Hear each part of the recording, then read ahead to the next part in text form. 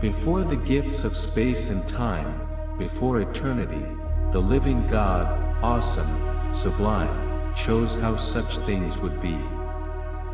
From powers such as can't be known by any mortal man, came forth foundations strong as stone in God's triumphant plan.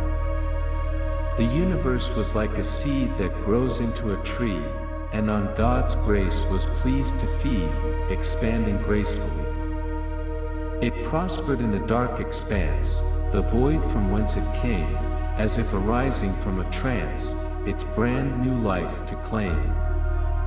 The planets and the stars and moons and gaseous clouds transformed. Beyond the stars came soulful tunes, and so God's heart was warmed. Yet life awaited in the wings, as if the centerpiece, thus angels were God's underlings, with lives that never cease. When planet Earth was realized, from thoughts God chose to share, new life was made and crystallized, with wonders everywhere.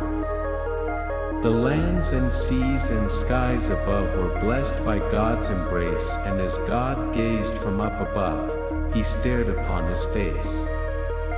The ocean like a mirror showed the smile that he portrayed, amid the face of light that glowed with pride at all he'd made. Then God made symbols of that smile when Adam first met Eve, yet chose to leave them for a while, their free will to receive.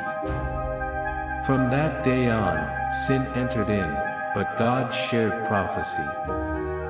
A great Redeemer would yet win.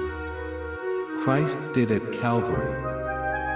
The Big Bang was the hammer blow, the first nail to force down, which forced his holy blood to flow, more so than just his crown. Yet God had promised to his Son, he'd raise him from the dead. And so, when death was truly done, God healed the blood he shed. If God can do so much for man, forgiving all our sins, it's obvious he's got a plan, yet here all life begins. What use is it to live and die as lost souls yet unsaved? Reflect on this and ask God why in Christ our sins are waived. The universe, for all its worth, can't praise God like we do. That's why Lord Jesus came to earth, to die for me and you.